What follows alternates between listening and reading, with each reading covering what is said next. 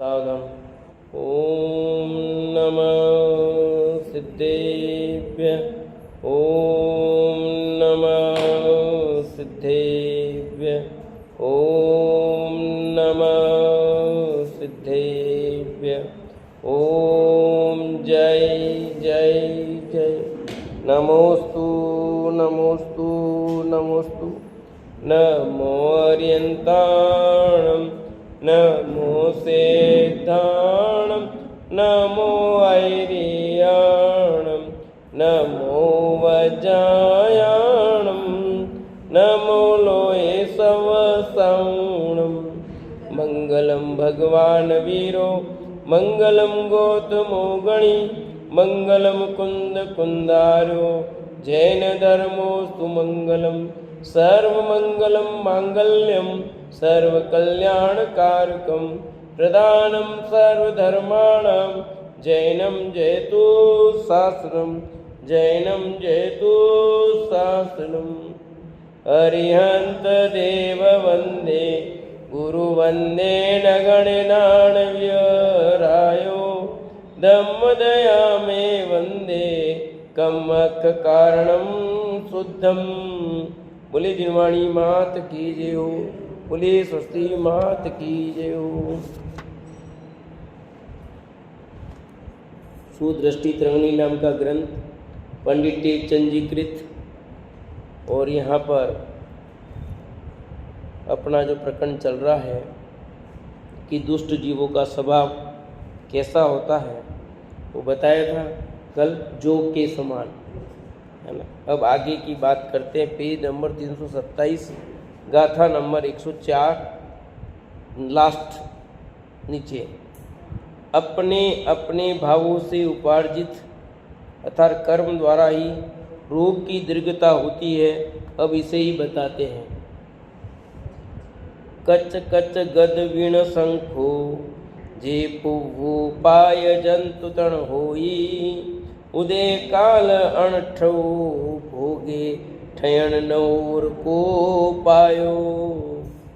प्रतिरोम अगणित रोग तन में पूर्व बांधे कर्म से वे उदय में लगते बुरे पर भोग बिन निरुपाय है। क्या बात आई है, समझ में आ गया?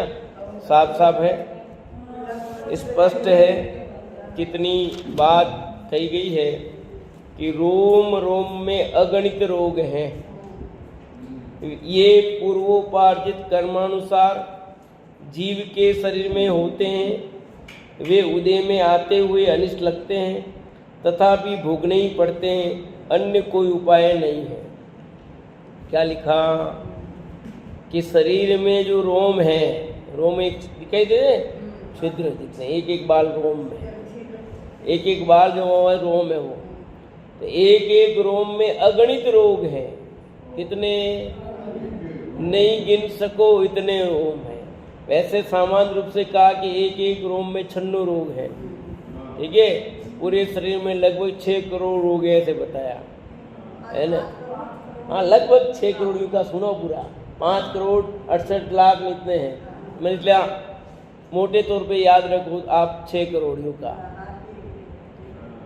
रोम रोम में अगणित, यहाँ तो लिखा रोम रोम में अगणित रोग हैं, गिन नहीं सकते इतने रोग हैं।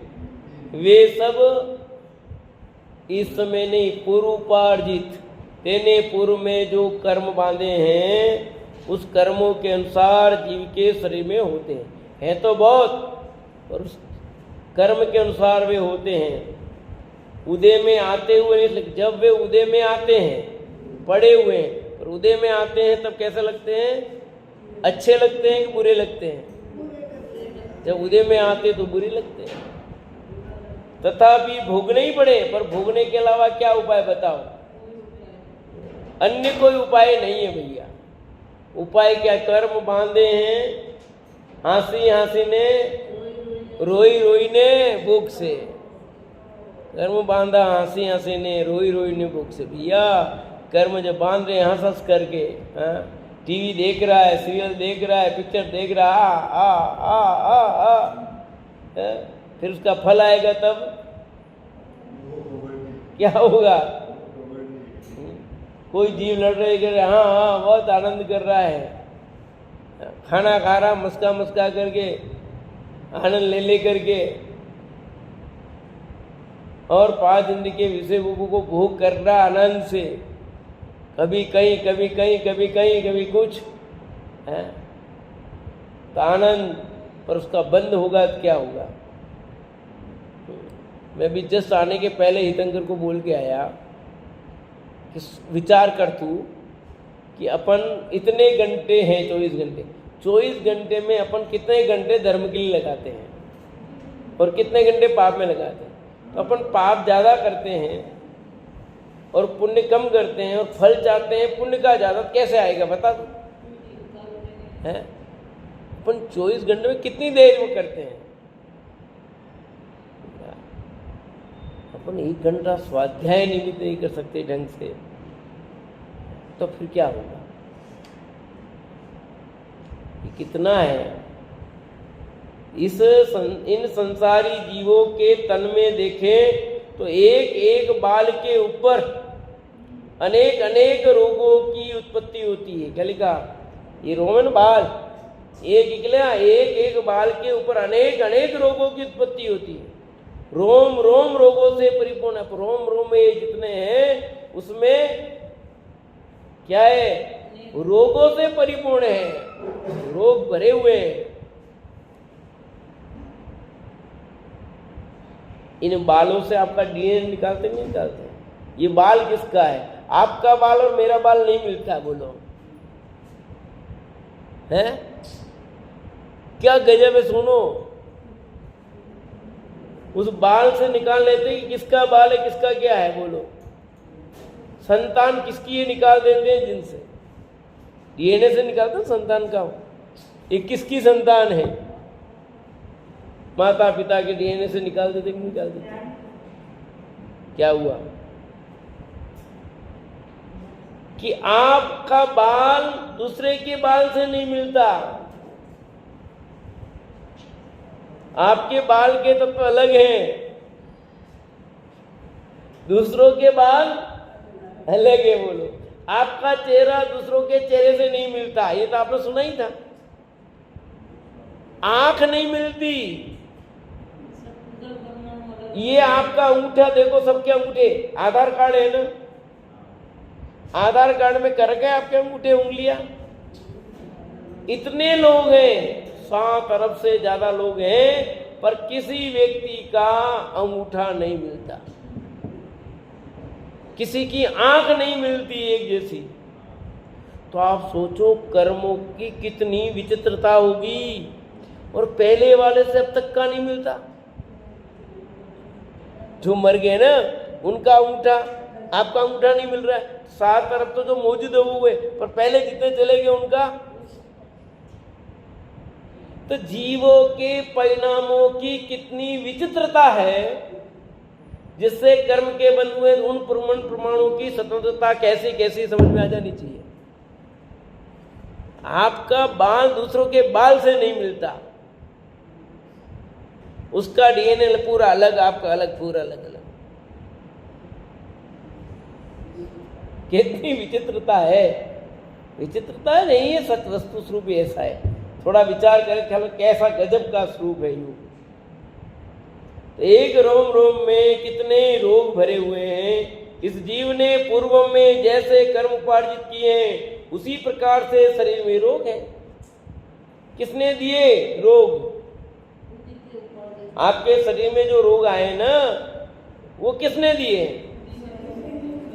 आपकी जन्म कुंडली ने, आपके किसी ने? वो आपके ही किए हुए, वो जन्म कुंडली आपकी है ना, तो वो बता देगी आपको। तो किसकी ये जन्म कुंडली? आपकी है ना, तो आपके कर्मों को बता रही हो। तो आपकी चीजें आपको बता रही है ना कि आपके क्या क्या हो सकता है, कौन कौन सी बीमारी होगी, कौन सा होगा, कब क्या होगा।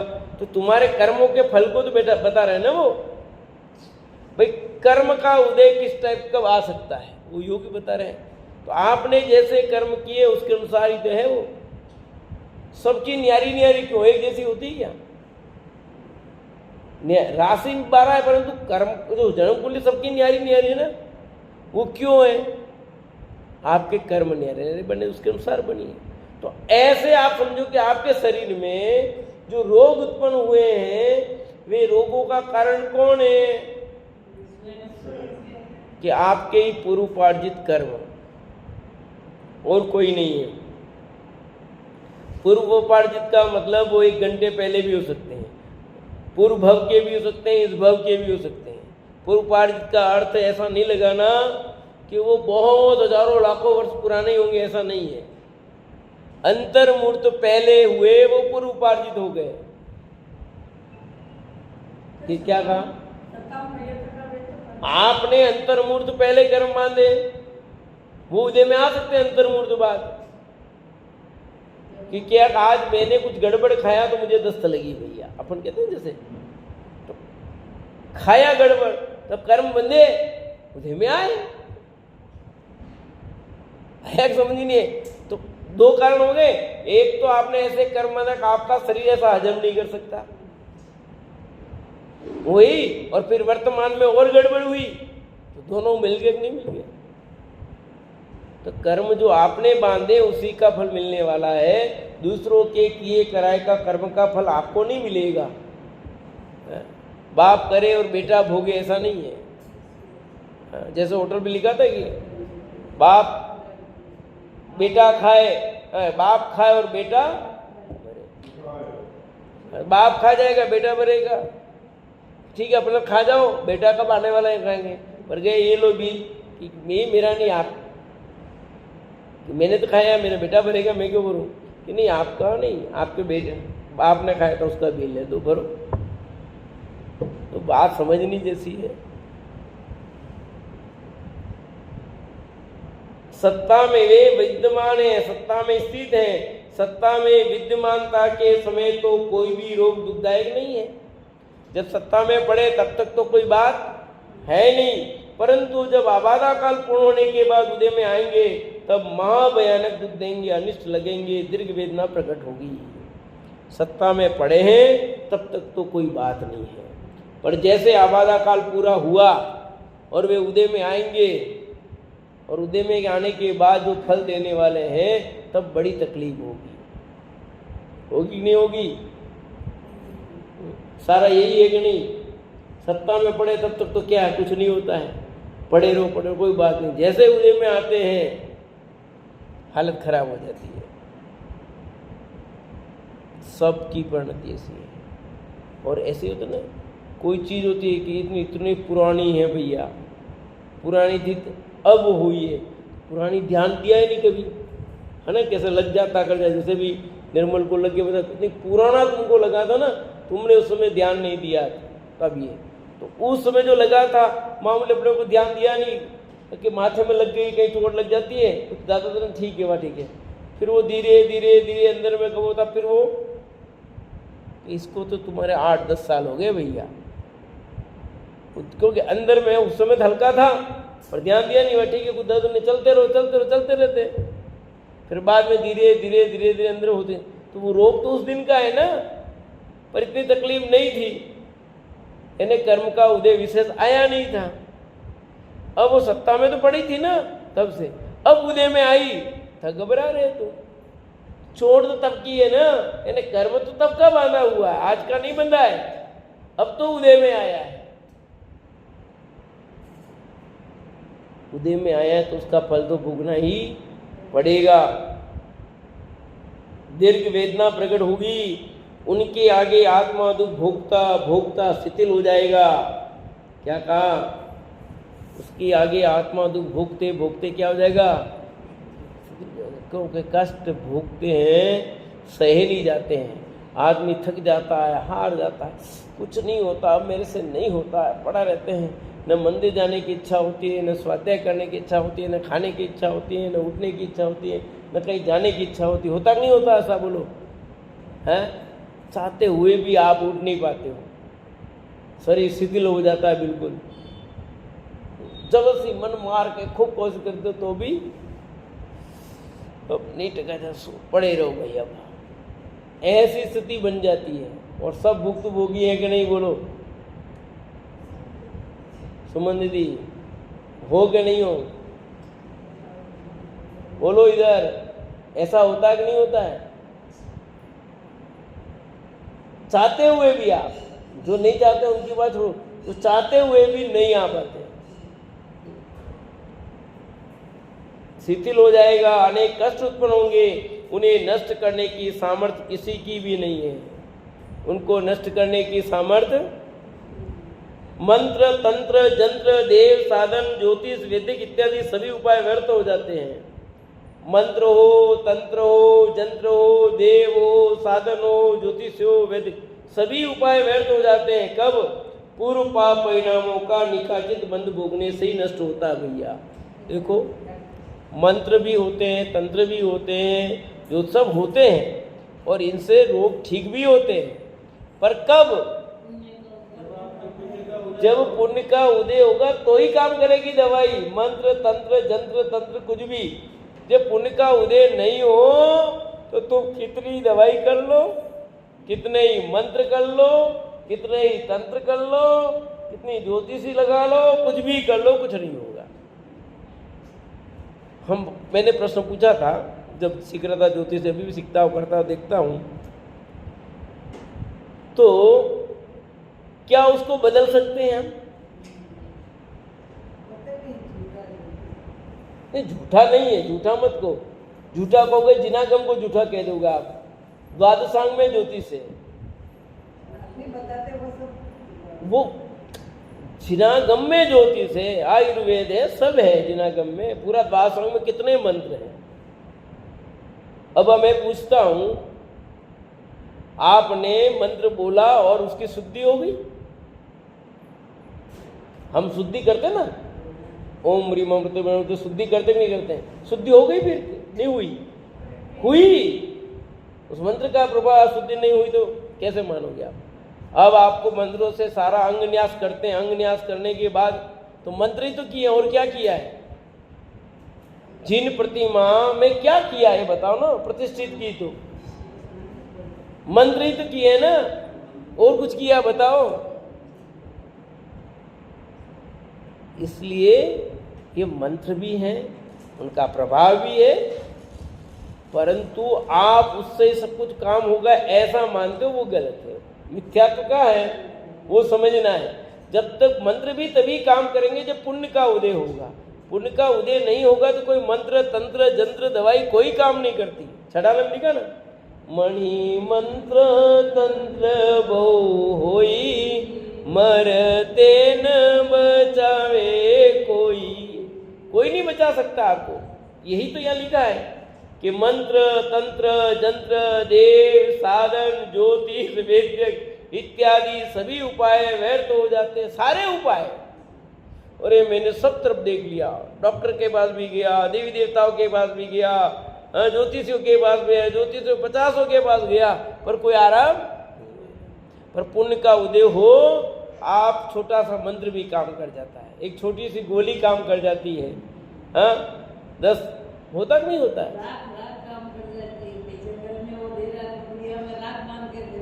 कोई भी कुछ भी हो ना, कोई भी दवाई छोटी सी काम कर जाएगी आपको।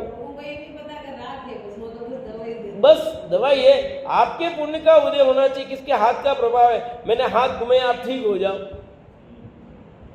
आपका पुण्य का उदय होना चाहिए। उसके हाथ का प्रभाव पर आपका होना चाहिए। कैसे होता है? कई लोग होते हैं ना जैसे उनके हाथ बन गए, पर ऐसा ही प्रभाव है, वो हाथ घुमाते हैं और वो ठीक हो रहा है। अब हाथ में बहुत दर्द, हाथ कई वर्षों तक नहीं खड़ा हो रहा था, अब वो हाथ, तो अब वो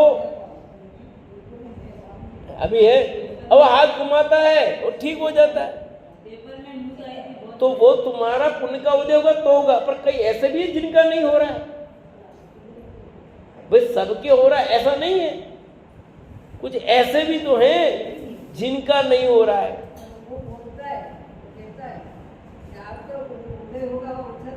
हाँ, वो यही कहेगा ना, वो कहता है, सुना है भाई, आपका पुण्य का उदय चाहिए, मैं निमित्त मात्र हूं। तो आप ये लिखा नहीं, इसलिए नीचे साफ लिखा है, पूर्व पाप परिणामों का निकाचित बंध भोगने से ही नष्ट होता है। कुछ नहीं काम करेगा। निकाचित बंध भोगने से ही नष्ट होगा। कुछ भी कर लो, अब न संकृत कितनी माला जप लो, कितने मंत्रों का जाप करे तो बहुत कुछ लाभ होता है। नहीं, ऐसा नहीं है।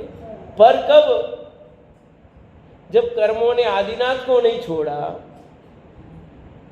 वे तो तीर्थंकर बनने वाले थे ना, उन्होंने तो कौन सा ऐसा पुण्य नहीं बांधा था, जिनके हजारों देव सेवा करते थे। पर कुछ कर्म ऐसे बन जाते हैं जिनका तो भोग भोगना ही पड़ता है, वे तुम्हें नहीं छोड़ते। प्रश्न उठता है कि तुम गर्भावस्था में उनका कल्याण हो चुका था, उनका ऐसा भाव थोड़ी था मैं के मुंह पे भी मारूंगा तो इससे मेरे साथ मैं करूंगा। क्या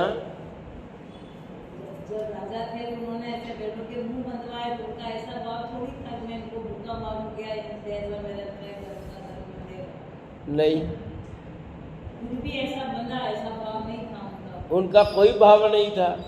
पर व्यवस्था की तो भोगना तो उनको ही पड़ेगा ना। भोगनो किसको पड़ेगा? कर्म किसको भोगने पड़ेंगे? राजपद में जो भी काम किए, जो फल होगा तो वही तो भोगेगा, दूसरा थोड़ी राजा भोगेगा। भोगना तो खुद को ही पड़ेगा। राजपद में बैठे हो, राजपद के काम करोगे, उसका बंध आपको ही होने वाला है। सुनिए, जैसे प्रिंसिपल है, प्रिंसिपल बैठ करके वहाँ जो भी काम करते करवाते हैं, वो करना पड़ता है वहाँ जो भी, पर करते तो आप हो, तो फल तो आपको ही भोगना है, दूसरा थोड़ी भोगने वाला। वहाँ कौन भोगेगा? भाव तो नहीं, तो आपने बताई विधि क्यों? कुछ चीजें होती हैं आपने मेरा भाव नहीं, पर आपने विधि किसने बताई? ऐसी तरीका किसने बताया बचाने का? सब खा जाते हैं। और तरीका बताते, दूसरा तरीका बताते। जैसे शांति सागर जी महाराज जी का आता है कि उनके खेत में पशु गुजरते तो निकालते नहीं थे, खा के खाने दो। कबूतर आके बैठ गए, सब खाते थे तो उड़ाते नहीं थे। इनका खा रहे, नहीं उड़ाते। उड़ाना चाहिए ना, खेत में अपने खाएंगे तो उड़ाना ही चाहिए था, उड़ा देते। पर उनको ऐसा भाव या कि नहीं उड़ाते थे, खाने दो। सबके अलग अलग परिणाम है। तो आप हटा रहे हो ना उसके भोगने को, उसका बंध तो आपको होगा कि नहीं होगा? आपके खेत में पशु घुसेंगे तो अपन हटाते नहीं हटाते? हटाते हैं। हटाते तो किस तरीके से हटाते हैं, उसके अनुसार आपको बंद होगा। आप मार के हटाते हो, पीट के हटाते हो, सहज रूप से निकालते हो, क्या करते हो? तो ये कर्म तो आपके परिणाम के अनुसार बंद नहीं है भैया। और वहाँ एक शिक्षा भी देनी है भैया। वहाँ ये भी बताना है कि देखो, तीर्थंकर जैसे जीव को भी कर्म का उदय आया, तो तुमको कर्म कैसे छोड़ेंगे, शिक्षा देना है। कुछ ऐसा भी हो सकता है कि वो घटना न घटी हो, कुछ चीजें ऐसी भी होती है। कहानी है ना, तो कहानी में तो कई चीज जोड़ी जाती है, मूल बात तो रहती है, पर कई चीज जोड़ी भी जाती है। आम पब्लिक को शिक्षा देनी कि ऐसा से ऐसा हुआ, शिक्षा देनी है तो कोई प्रसंग जोड़ा जाता है कि ऐसा ऐसा हुआ, और उसके माध्यम से शिक्षा देनी है। तो सिद्धांत विरुद्ध तो है नहीं, सिद्धांत विरुद्ध बात नहीं होनी चाहिए बस। अब डॉक्टर साहब ने व्रत का अंतर्गत लिखा तो उन्होंने अलग उस कथानक देखो कितने कितने मंत्र मिलता है, तो बात अलग। सिद्धांत विरुद्ध नहीं होना चाहिए भैया बस।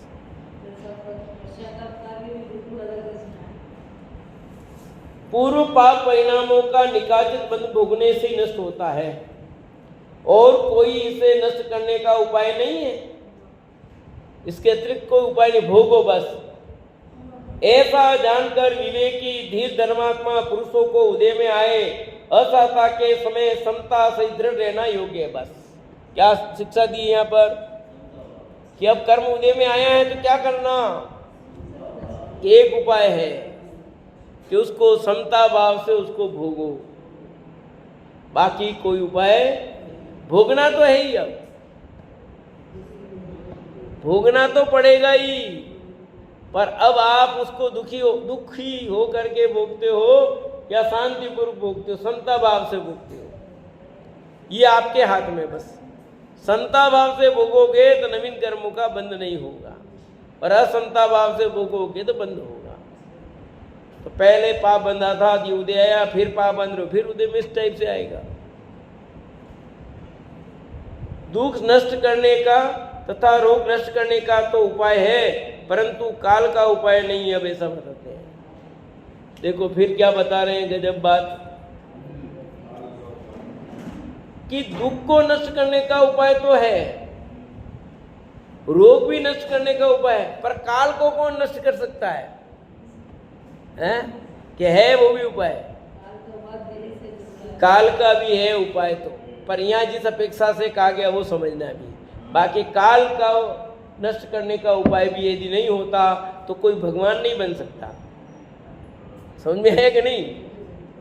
काल को भी नष्ट करने का उपाय तो है, पर अभी यहाँ विवक्षा वो वाली नहीं है। अभी तो जो विवक्षा है वो समझना। अभी यहाँ कह रहे हैं दुख को नष्ट करने का उपाय है, रोग को नष्ट करने का उपाय है, पर काल को नष्ट करने का उपाय नहीं है। सो कहते हैं खुदा अणतिस नीरो आमे कुट दी हो चारो अंतक न उचारो हरिसुर कप्पे दिड़ लकोई। वापिस पढ़ते हैं इसको प्राकृत को ही। खुदा अणतिस नीरो आमे कुठादी हो चारो अंतक न उचारो हरिसुर कप्पे दिन लख होई। हे अन्न छुत कृष्ण नीर आमे सभी का उपचार भी, पर काल का उपचार ना हो देख कंपित इंद्र भी। काल की काली घटा प्रत्येक क्षण मंडरा रही। बोला कि नहीं बोला? वो भी बात यहाँ आ रही है। क्षुधा का अन्न, तृषा का जल, कुष्ठ इत्यादि सभी रोगों का उपचार है, परंतु काल का उपचार नहीं है। इंद्र देव उसे देखकर दीन हो कंपायमान हो जाता है कि मृत्यु से कौन बचा सकता है भैया। भूख लगी है तो अन्न मिल जाता है, प्यास लगी तो जल तैयार है, कुष्ठ रोग हो गया तो उसकी दवाई है, परंतु काल मृत्यु को मिटाने की कोई दवाई है? वो अपनी दवाई अलग बात है, ये दवाई है क्या? लोग में एड्स हो गया तो दवाई, कैंसर की दवाई और कोरोना की दवाई, वैक्सीन निकल गई, क्या क्या दवाई है, सबकी दवाई, हर रोग की दवाई है, पर मृत्यु काल उसकी दवाई क्या बताओ भैया? एक दिन तो जाना ही है। किसको मिली थी इच्छा मृत्यु बता सकते हो? अपने इधर नहीं, भीष्म पितामह को, अपने इधर नहीं उधर से है ना। तो भीष्म पिता को इच्छा मृत्यु का वरदान मिल गया, तो भी उसको मरना पड़ा कि नहीं पड़ा? इच्छा मृत्यु थी, इच्छा से भी मरना तो, मौत तो देनी पड़ेगी। काल से कोई बच नहीं सकता है ना। इस संसार में अनेक वेदनाओं दुखों का उपचार है, परंतु काल का यत्न नहीं है, यही बतलाते हैं। महारोग भूख है, सबसे बड़ा रोग क्या है? भूख। उसका उपचार अन्न का भोजन है। भूख लगी और भूख को मिटाने के लिए व्यक्ति क्या क्या करता है? अपन कहते भी है पापी पेट का सवाल है। सबसे अधिक आवश्यकता की पूर्ति पहले किसकी करता है? आदमी कमाता है पेट की। पेट भर जाए तब आगे की बात है। रोटी, कपड़ा, मकान, ये ना तीन आवश्यकता मुख्य गई। रोटी, कपड़ा और मकान। पहले रोटी का देखो, कपड़ा भी बाद में, नंगा रह लेगा पर रोटी तो चाहिए। पहले रोटी, रोटी मतलब भूख को मिटा, कुछ भी हो, फिर रोटी हो जाए तो कपड़े पे आ जाओ, और कपड़ा हो जाए, ये सब हो जाए, तब तीसरे नंबर पे मकान की बात है। चाहे किराए से रहो, चाहे आप बना के रहो, कैसे भी करो। तो सबसे पहले आवश्यकता भी रोटी को कही, फिर कपड़े को कही, फिर मकान को। इसलिए महारोग लिखा, महारोग है भूख, और उसका उपचार अनाज से हो जाएगा। उससे क्षुधा रोग उपशांत हो जाता है। तृषा रोग की औषधि जल है पानी। रोटी के बिगड़ रह जाए पर पानी के बिगड़ नहीं रह सकता, इसलिए पानी की आवश्यकता है।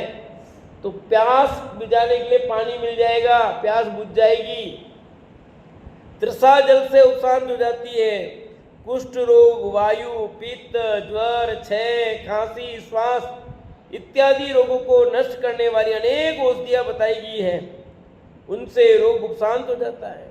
कि सर्दी, जुकाम, कांसी, मासी जो भी इतने रोग हैं, उन रोगों की बहुत औषधियां हैं, और उन औषधि को से वो रोग उपशांत हो जाता, शांत हो जाता है। परंतु एक काल रूपी रोग का उपचार नहीं है। किसका उपचार नहीं है? काल का, मृत्यु को दूर करने का कोई उपाय नहीं है। ये काल किसी भी यत्न से नष्ट नहीं होता। यहाँ अभी व्यवहार की बात चल रही है, अभी वो मोक्ष वाली बात नहीं लेना है। बाकी हाँ उपाय है, पर बहुत समझाना है कि उससे मिटेगा। यानी जगत में आप जो उपाय करते हो उससे काल नहीं मिटेगा। आप जो लौकिक उपाय करते हो उन लौकिक उपायों से काल नहीं मिटने वाला है, वो तो आएगा ही आएगा। इंद्र देवादि जैसे भी काल का आगमन देखकर कंपायमान हो जाते हैं। इंद्र जैसे लोग भी, क्योंकि उनको भी मृत्यु आती है। दो रूप लेना, लोगों की मृत्यु देखकर भी इंद्र कुछ नहीं कर सकता, और खुद की मृत्यु को देखकर भी क्या कर सकता है। जब आदिनाथ अपना जन्मदिन मना रहे थे, राजा ऋषभदेव सभा में बैठे हुए अपना जन्मदिन मना रहे थे, और देवों द्वारा वहाँ पर देवियाँ भेजी गई थी, नीलांजना नृत्य कर रही थी, और उस नीलांजना की मृत्यु हो गई। क्या कर लिया इंद्र ने? बोलो, आदिनाथ ने क्या कर लिया? उस इंद्र से ज्यादा शक्तिमान थे आदिनाथ। तो होती नहीं होती है? इंद्रों से भी ज्यादा शक्ति होती है तीर्थंकरों में। क्या किया?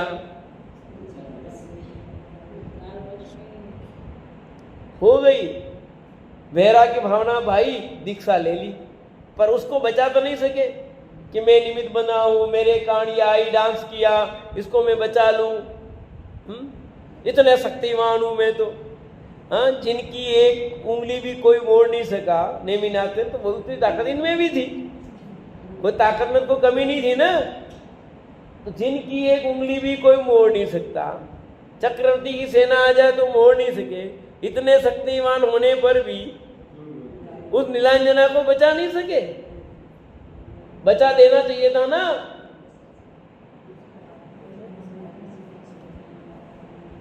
फिर काय के राजा छे इतनी वो सब बताने वाले, करने वाले, परंतु उसको देख करके वे भी वैराग्य को प्राप्त हो गए कि काल की काली घटा प्रत्येक क्षण मंडरा रही, अंजुलि सम जवानी छीन होती। जा रही कि नहीं जा रही है? कि जवानी आ रही है? हाँ? परी गई, फिर आएगी, फिर जाएगी। ऐसा करना। अब भी लोग बुढ़ापे में जवान बनना चाहते हैं। कहीं जवान बनना है, प्याणा में तो बढ़िया है, इस भव में क्यों नहीं बन सकते? अब तो आपके सामने कौन आ रहा है? यमराज खड़ा है। यमराज कहो, काल कहो, मृत्यु कहो। युगल जी ने तो लिखा है, क्या लिखा युगल जी? बेहरी, मृत्यु को क्या कहा? बेहरी शब्द, कविता पढ़ी? हाँ, अरे बेहरी है? किसकी सुनती हो? और बेहरी कैसी है? बिल्कुल बेहरी है, कोई मशीन लगा दो सुन लेगी वो मौत।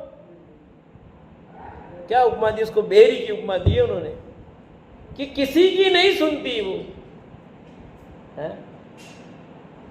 बिल्कुल नहीं सुनती, आई खत्म। तो सुन ले तो फिर बेरा नहीं हो ना, इसलिए मौत को उन्होंने बेहरी शब्द का उपमान किया है। पढ़ी होगी आपने कविता, एक बार सुनाई भी थी।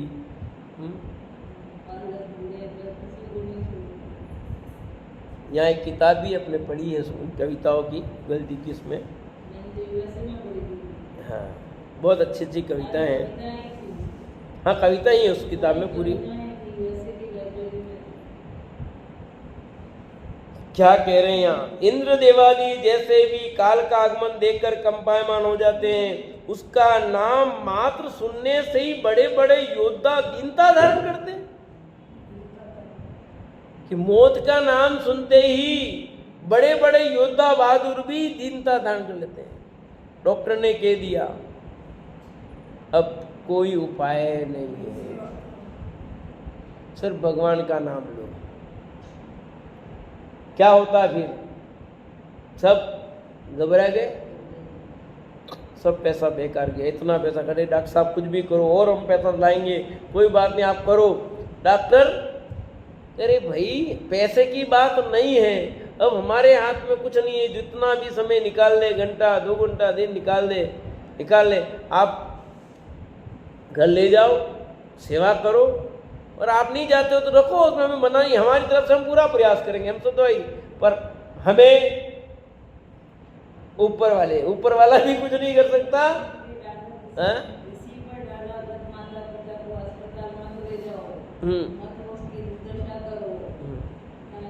अरे कुछ नहीं भैया, आपके हाथ में ही नहीं है, पर लोग यही चाहते हैं कि यहाँ घर पे नहीं मरे, हॉस्पिटल मरे ठीक रहे।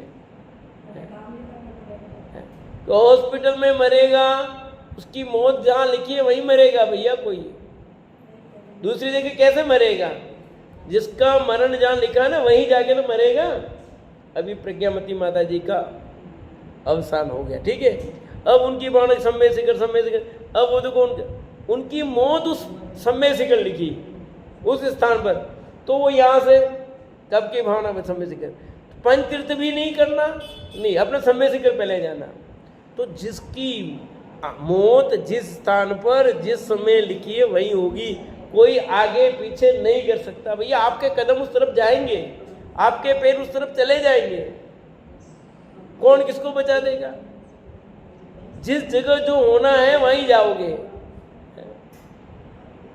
मैंने बहुत पहले बताया था, हितंकर के मेरे लड़का एक और हुआ था मेरा, अब उसको हम बीमार हो गया, लेके आए केसरा जी, निकटतम उदयपुर था, पर सब नहीं उदयपुर नहीं, अहमदाबाद ले जाओ तो ठीक नहीं है।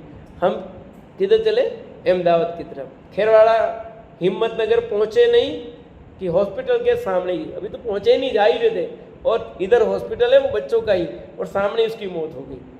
अब लेके सीधे वहाँ गए, उनके खत्म हो गया। ये तो योग भी कैसा बनता देखो आप, अहमदाबाद जाना है, पहुँचे नहीं है, मौत भी हॉस्पिटल के सामने हुई है, हॉस्पिटल वो अब दिखाने जा रहे हैं, अब क्या हो रहा है ये, उन्होंने कहा भैया खत्म हो गया। तो जिसकी मौत जहां लिखी है, जिस स्थान पर लिखी है उस जगह ही होगी, कोई आगे पीछे नहीं कर सकता उसको। कौन करेगा? विचार यह है, देखो इसका आयु पूर्णता इस स्थान पर होनी थी, क्योंकि वो गमन भी वैसे ही करेगा ना, तब तो जन्म लेगा। दूसरे स्थान पर जन्म लेना है तो जगह जाएगा नहीं, सब होगा कैसे? तो यहाँ लिखते हैं, हे भव्य, इस काल से बड़े बड़े भी नहीं बचे, 3 लोक में ऐसा कोई स्थान नहीं है जहां काल से बच सके। तुम कहां जाके छिपोगे, बच जाओगे बताओ? मंगल ग्रह पर अपन प्लॉट ले लेते, एक आजकल लेते हैं लोग। अब एक लड़के ने दिया अपने मम्मी के रिटायरमेंट पे प्लॉट लेकर के मंगल ग्रह पर। अब मंगल ग्रह पर प्लॉट बिक रहे भी नहीं, सही में बिक रहे हैं, आपको लेना हो तो खरीद सकते हो। बेचने वाला बेच रहा नहीं, यहाँ पे मजाक थोड़ी कर रहा हूँ मैं। आपको लेना है बोलो, आप मंगल ग्रह पर चले भी गए तो भी मौत तो आएगी ना। अरे जैसे वो 7 जने समुद्र में गए, इतने वर्ष सब पहन करके भी वो 7 बड़े बड़े परिवारों के लोग थे, वो मर गए नहीं मर गए 7? एक लड़का था उनका, बड़े बड़े परिवार के थे, अंतरिक्ष में खोज करने के, वो सब हो गए। अब आयु जिसकी जहां आई है वहां जाना पड़ेगा। वो मंगल ग्रह पर मौत लिखी होगी तो वहां जाके मरेगा, वो उस स्थान में जाके मरेगा। या कैसे मरेगा? जिसकी मौत समुद्र के अंदर जाकर के अंदर जाके मौत लिखी है वो वहीं मरेगा। कहीं भी छुप जाओ, गुफा में छुपो, तुम चाहे जहां छिप जाओ। वो लादेन मारा गया ना, कितना छुप के था, तो भी कहां से कहां गिरे, कहां ढूंढा, कहां कैसे मार दिया, बोलो उसको।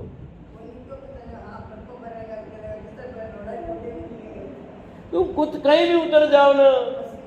दीपायन मुनि के लिए घोषणा हो गई थी द्वारिका नगरी जल गई, तो वो निमित्त बनेगा वैसा। मौत जिसकी जहां लिखी है वो चले भी गए, पर वही मौत आके वापस नगरी में उनकी मौत लिखी थी दीपायन मुनि की, तो वो कहां से मरते उधर, वहीं आके, और सबके मौत के निमित्त भी बने हो।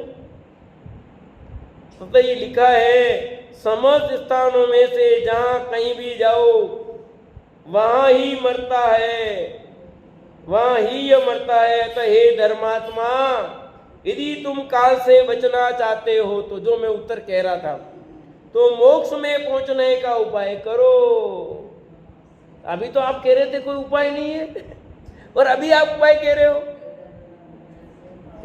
कि तुम जो उपाय सोचते हो ना बाहर का, वो कोई उपाय नहीं है, मौत से बचने का उपाय है। तो सही, वो ही कह रहे हैं, यदि तुम काल से बचना चाहते हो सचमुच, तो मोक्ष में पहुंचने का उपाय करो, जिससे तन का धरना मरना सहज ही मिट जाएगा। न तन न धन न कुछ नहीं। जब देह ही नहीं रहेगा तो काम खत्म।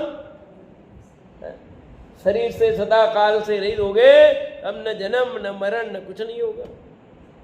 इससे बढ़िया क्या चाहिए? क्योंकि बार बार जन्म लेना अच्छी बात है, बार बार मरण करना पड़ेगा जन्म लोगे तो, और जन्म मरण होगा तो बुढ़ापा भी आएगा कहेंगे। तो कितना दुख है बुढ़ापे का? कोई कम दुख है बुढ़ापे का? वृद्धाश्रम में पल रहे लोग बेचारे, कम दुख है? जिससे तन का धरना मरना सहज ही मिट जाएगा। मोक्ष में काल नहीं है, बस एक जगह है जहां पर जगह नहीं सचमुच वो, क्योंकि वहां भी निगोदिया जीव है, तो वो तो जन्मते मरते ही हैं। पर मोक्ष स्वरूप जो हो गए हैं, जो सिद्ध बन गए हैं, उन जीवों को काल कुछ नहीं कर सकता। सिद्ध परमात्मा का काल कुछ नहीं बिगाड़ सकता, उनके मौत नहीं है। बाकी जिस जगह वे रहते हैं वहां तो निगोदिया जीव भी है, और वे भी जन्म मरण कर रहे हैं। इसलिए स्थान नहीं लेना, स्थान तो कोई नहीं है। मोक्ष के अतिरिक्त सर्वलोक स्थान में सभी संसारी शरीरधारी जीव काल के भोजन हैं, कि मोक्ष के अतिरिक्त सर्वलोक स्थान में सभी जगह मौत मंडरा रही है। आप दुनिया में कहीं भी जाओ, कहीं भी छुप जाओ, मौत आएगी आएगी आएगी। बस एक उपाय ऐसा कर लो कि मोक्ष हो जाए, फिर आपके काल कुछ भी नहीं कर सकता। बाकी तो काल आपका बिगाड़ करेगा, अर्थात आपको चक्र में घुमाएगा। तो भव चक्र से मिटना हो तो एक आत्मा को जानो, आत्म स्वभाव का अवलंबन लो, और आत्म स्वभाव का अवलंबन लेने से मोक्ष होगा, तभी काल से बच सकते हो। बाकी कोई उपाय नहीं है, ये लौकिक उपाय कोई नहीं है, एकमात्र अलौकिक उपाय है। कितने भी बना दे विज्ञान, कितना भी आविष्कार कर ले, पर इसका आविष्कार, मौत से बचाने का आविष्कार, वो एक अलौकिक उपाय जो तेरे पास है, वो वैज्ञानिकों के पास में नहीं, स्वयं के पास में। भगवान ने बता दिया, पर करना तेरे को पड़ेगा। इसका इलाज दूसरा कोई नहीं कर सकता।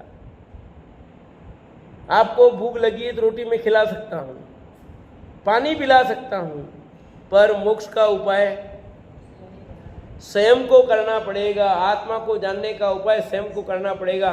मैं जानूं ना आपका काम हो जाए, ऐसा नहीं है। ठीक है, बच्चा बीमार हो जाए तो माता व्रत कर लेती है, कुछ कर लेती होगी, वहाँ हो जाता होगा, कदाच होता नहीं पर हो जाता होगा, पर यहाँ ऐसा कभी नहीं होगा। यहाँ तो भगवान आत्मध्यान में बैठे तुम्हारे मोक्ष हो जाए, ऐसा नहीं होगा, कभी नहीं होगा। तो हम सभी अपनी आत्मा को जाने, पहचाने और अवलंबन ले, मोक्ष का उपाय करें। इसी भावना से विराम लेता हूँ।